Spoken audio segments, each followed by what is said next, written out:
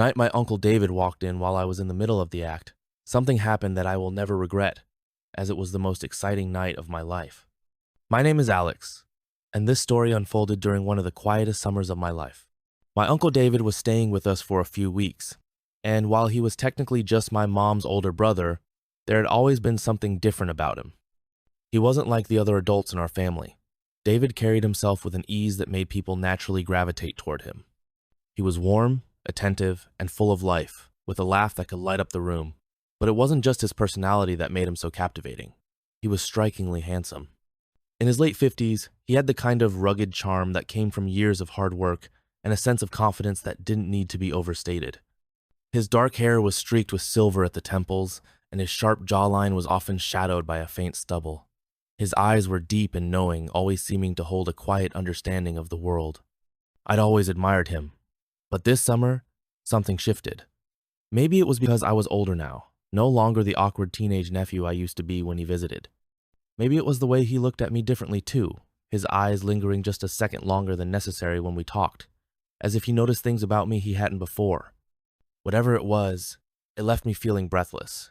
It began with small moments, barely noticeable to anyone else, but impossible for me to ignore, like the way his hand would brush against mine when we reached for something at the same time, sending a jolt through me, or the way his voice softened when he said my name, the syllables rolling off his tongue with an almost reverent tone. I started to notice everything about him. The way his shirt stretched across his shoulders, the faint scent of his cologne that lingered long after he left the room, the way his laugh seemed to settle into my chest and stay there. No one in my family knew yet that I was attracted to boys, and especially older men, and so my uncle did not know that either. But sometimes I felt as if I had seen it, as if he knew. One evening, we sat on the back porch together watching the sunset. I had a book in my lap, though I wasn't reading it. My focus was entirely on him, the way he leaned back in his chair, relaxed but completely present. "You've been quiet today," he said, his voice breaking through my thoughts. His eyes met mine, and for a moment, it felt like the rest of the world faded away. "I've just been thinking," I replied, my voice barely above a whisper. I didn't trust myself to say more. "About what?" he asked, leaning forward slightly, his gaze searching mine. "Just things," I said, hoping he wouldn't press further. But the way he looked at me made me wonder if he could see right through me. There was something in his eyes, a softness, a curiosity that made me feel both exposed and comforted at the same time. "Things, huh?" he said with a small smile, leaning back again. "Well, don't think too hard. It's summer, you're supposed to be enjoying yourself." His words were simple, but the way he said them felt like an invitation to let go of the tension I'd been carrying. I smiled back, but inside my heart was racing. Being around him felt like standing too close to the edge of something thrilling but dangerous. That night, as I lay in bed, I couldn't stop thinking about him. My thoughts wandered to the way he'd looked at me, the way his voice had wrapped around my name. I felt a warmth spread through me, an ache that was both thrilling and confusing. I tried to push it away, telling myself it was nothing, but the more I tried, the stronger it grew. The next day, I found myself seeking him out more than usual. I'd linger in the kitchen while he made coffee, just to hear the low timbre of his voice as we chatted about nothing in particular. I'd sit a little closer to him on the couch during family movie nights, my heart pounding every time our arms brushed, and when he smiled at me, that easy, genuine smile that lit up his whole face, I felt like I could drown in it. There was one moment in particular that stood out. It was late afternoon, and I was sitting in the living room, sketching in my notebook. David came in, a towel draped over his shoulders, his hair damp from a shower. He was wearing a plain gray t-shirt and jeans, but on him, even the simplest clothes looked effortlessly good. "What you working on?" he asked, nodding toward my sketchbook as he sat down on the couch beside me. "Just doodling," I said, suddenly self-conscious.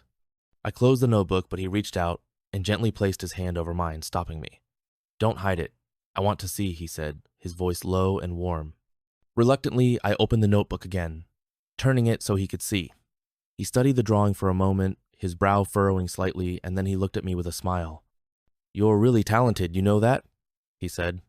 His hand was still resting over mine, and I was hyper-aware of the warmth of his touch. "Thanks," I murmured, my voice barely audible. My pulse was racing, and I was sure he could hear it. His hand lingered for a moment longer before he pulled it away, but the imprint of his touch stayed with me long after he left the room. That night, as I lay in bed, I couldn't stop replaying that moment in my mind. The way he looked at me, the way his hand had felt against mine. It was all consuming. But I did not know what was still coming. Something that would change our relationship forever, in a positive way, I guess. David's presence seemed to fill the house, even when he wasn't around. His laugh echoed in my mind. His touch lingered on my skin.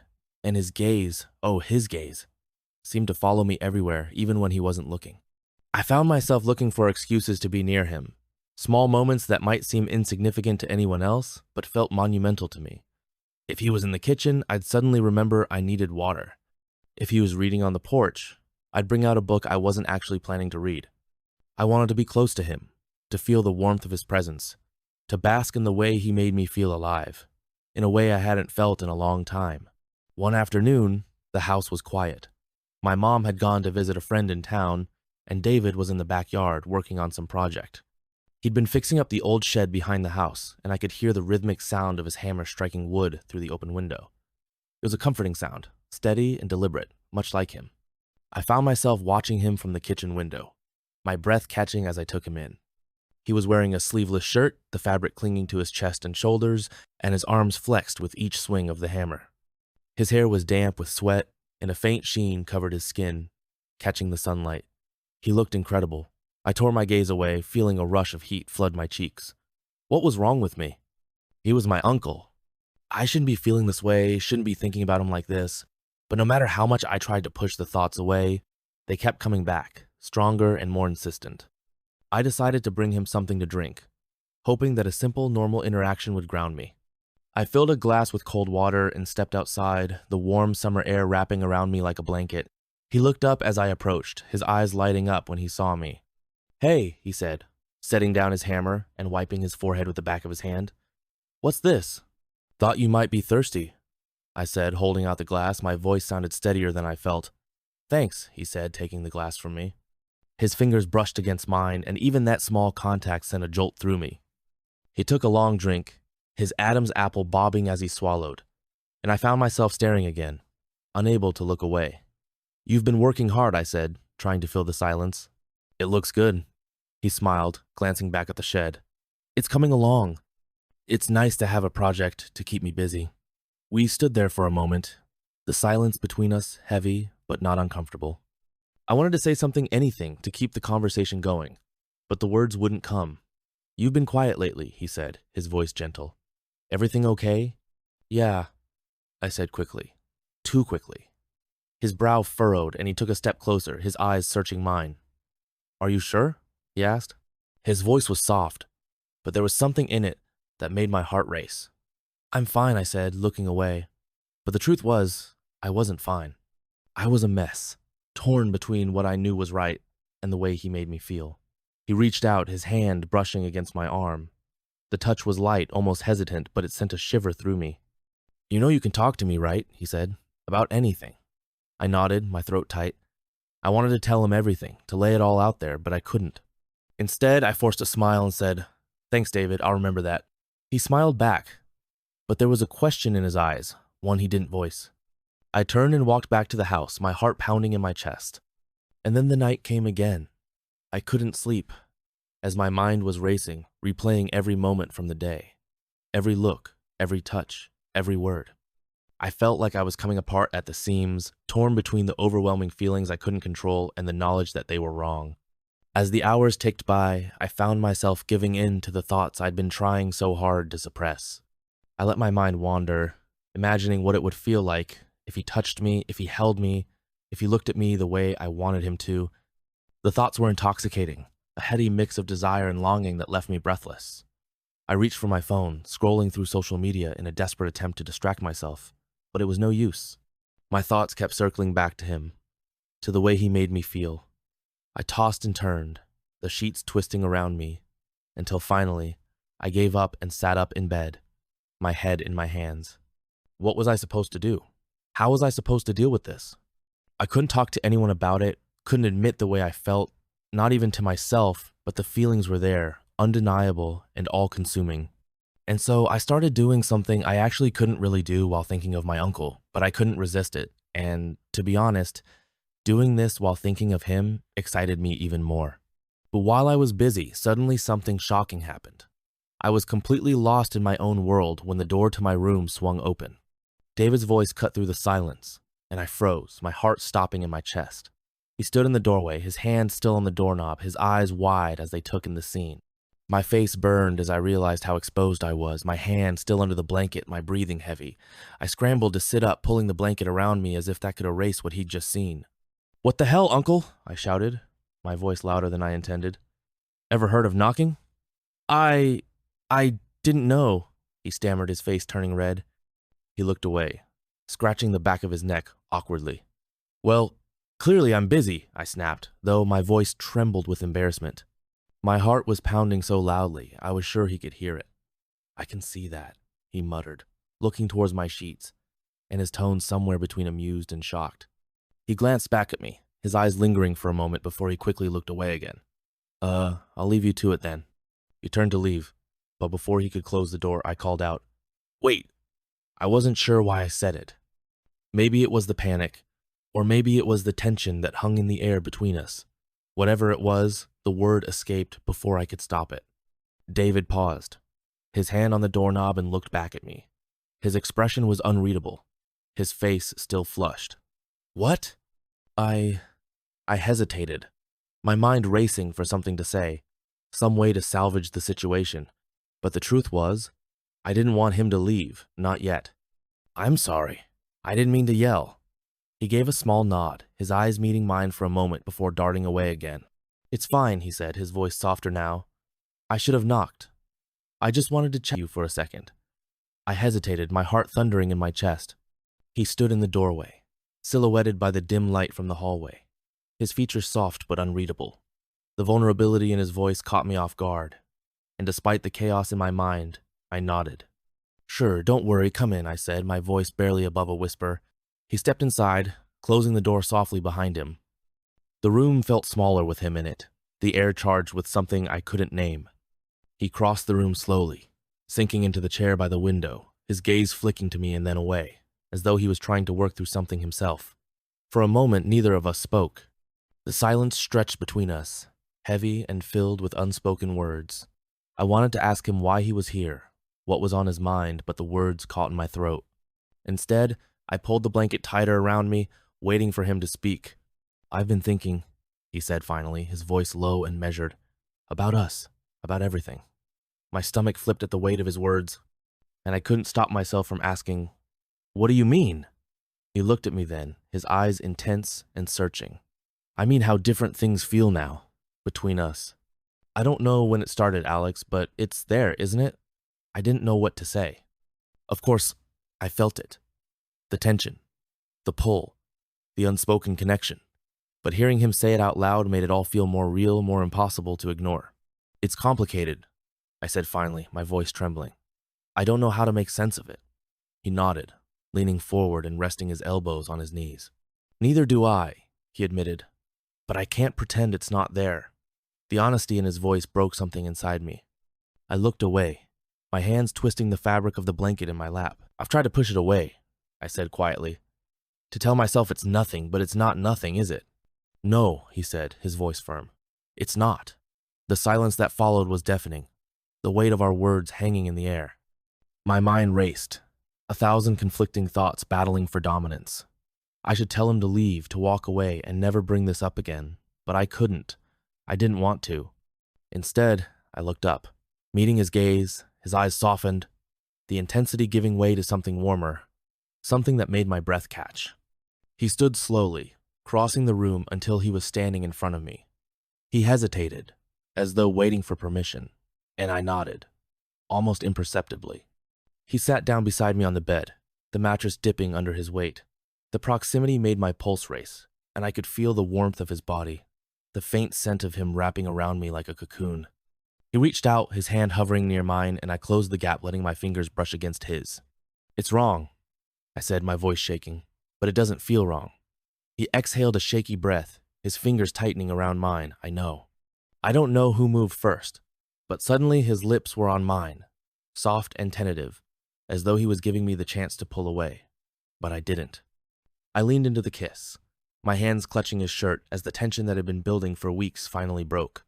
His hands cupped my face, his touch gentle but firm, and I could feel the restraint in every movement, the way he was holding himself back. It only made me want him more. I shifted closer, my body pressing against his, and his arms wrapped around me, pulling me in as though he couldn't bear to let me go. "Are you sure?" he murmured against my lips, his voice filled with both desire and concern. "Yes," I whispered, my voice steady. "For the first time tonight, I've never been more sure." He kissed me again, deeper this time, and I felt myself melt into him. Every thought, every worry, every doubt disappeared, leaving only the two of us in the stillness of the room. His hand slid down my back, his touch igniting a fire that I couldn't contain, and I surrendered to the moment, letting him guide me into a world where nothing else mattered. The kiss deepened, and I felt the world around us dissolve into nothing but him, his touch, his warmth, the way he held me as though I might disappear. David's hands moved carefully, reverently, as though he was exploring uncharted territory. His touch sent shivers racing across my skin, every nerve ending alight with sensation. I pulled back slightly, my breaths coming in shallow gasps. His eyes met mine, wide and questioning, as though he was waiting for a sign, a word, anything to tell him this was okay. I don't know what happens next," he said softly, his voice trembling, "but I don't want to stop." I felt a pang in my chest, a mixture of fear and longing. "Neither do I admitted, my voice barely above a whisper. His hand brushed a strand of hair from my face, lingering against my cheek. "We don't have to figure it all out right now," he said. "We just need to be honest with each other. No pretending." I nodded, leaning into his touch. "Okay." For a moment we just sat there, the silence between us heavy, but not unwelcome. It was as though the room itself was holding its breath, waiting to see what would happen. I reached for him again, my fingers tracing the line of his jaw, and he closed his eyes, a quiet sigh escaping his lips. "You're incredible," he murmured, his voice filled with awe. "I don't think I've ever felt like this before." I smiled faintly, my heart swelling at his words. "Me neither." He shifted closer, his arms circling my waist as he pulled me into a tender embrace. The closeness was intoxicating, the warmth of his body against mine sending a thrill through me.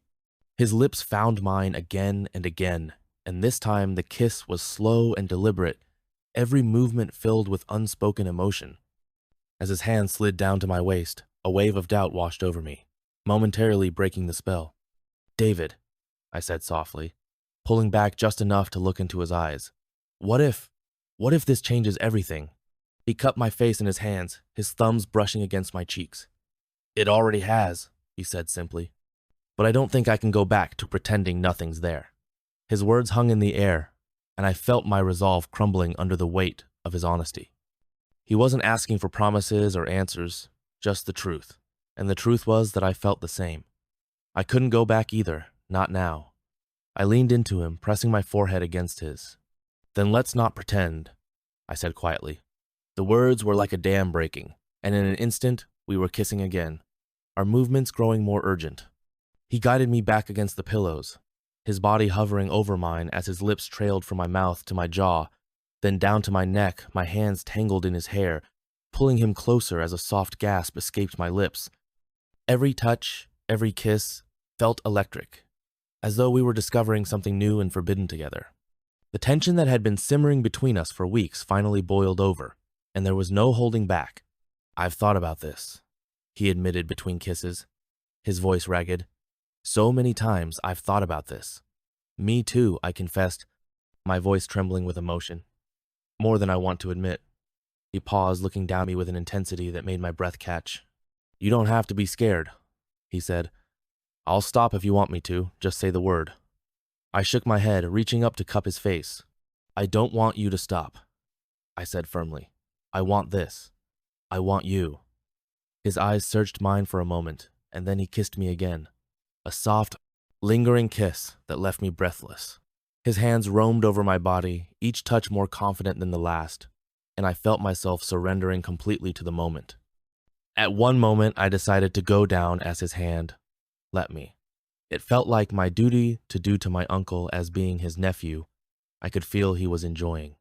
Time seemed to blur as we explored each other, the connection between us deepening with every passing second. It wasn't just physical, there was an emotional intensity that made everything feel more real, more meaningful. It was as though we were finally giving in to something that had been building between us for far too long. At one point, he pulled me back. "You're amazing," he said softly, his voice filled with wonder. I smiled, my heart swelling at his words. "So are you," I whispered. He chuckled, his fingers brushing lightly against my arm. "This feels right, doesn't it?" I nodded, my eyes locking with his. "It does." We lay there for what felt like hours, wrapped in each other's arms, the world outside fading away. There was no room for doubt or fear, only the undeniable connection we shared. It was a moment I knew I would never forget, a moment that would change everything. The quiet moments after felt heavier than I anticipated. David lay beside me, his arm draped over my waist, his chest rising and falling in a steady rhythm. As he stared at the ceiling, his fingers idly traced patterns along my skin, each touch sending a faint shiver through me. I hadn't realized how much I needed this, how much I needed him. But as the haze of the moment began to clear, reality crept in. "What now?" I asked softly, my voice breaking the silence. David turned his head toward me, his eyes warm and thoughtful. "What do you mean?" I shrugged slightly, tugging the blanket closer to my chest. Us, what happens now? We can't just go back to how things were, can we?" He propped himself up on his elbow, his fingers brushing a stray strand of hair from my face. "Do you want to go back?" he asked, his voice steady but low.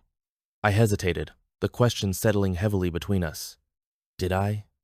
Could I? The truth was, I didn't want to.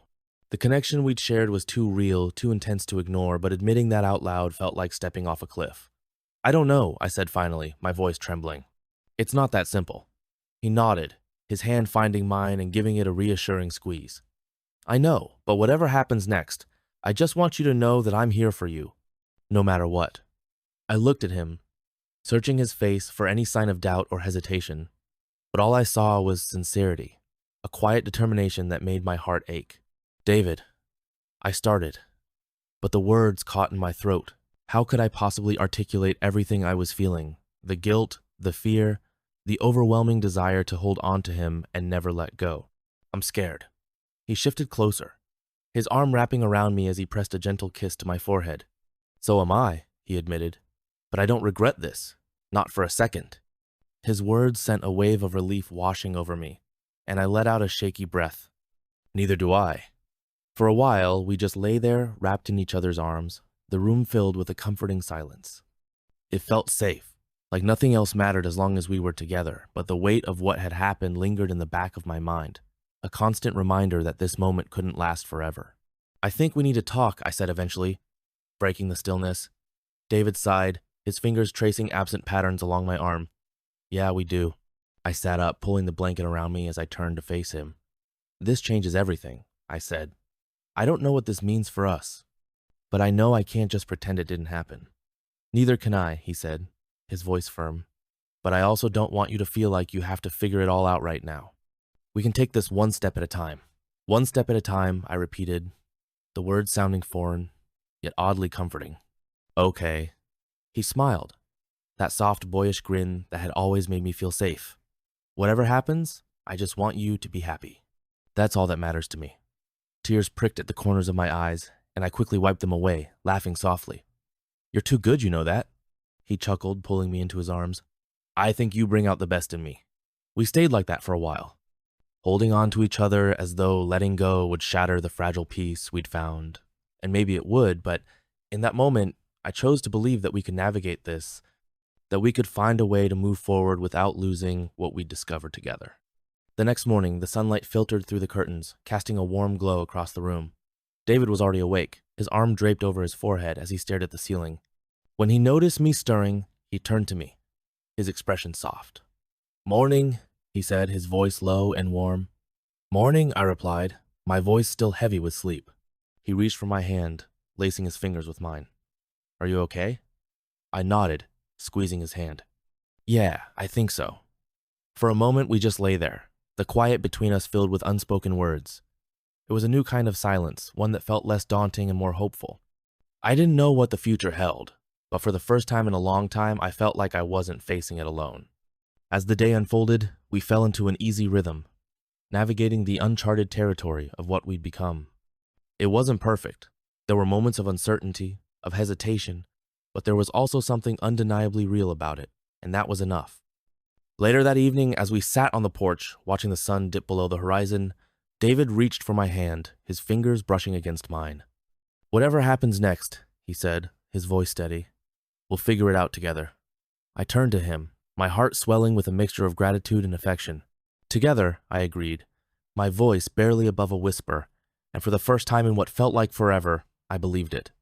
Together, we could face whatever came our way. Together, we could find our way forward. To be honest, I don't know what to think of what I did with my uncle. In some way, I really feel ashamed, but in the other way, I feel like I did what a good nephew does, and I should do it more often. What do you think of that? Can you please help me out? Let me know in the comments what you think of it. It should really help me out. Thank you.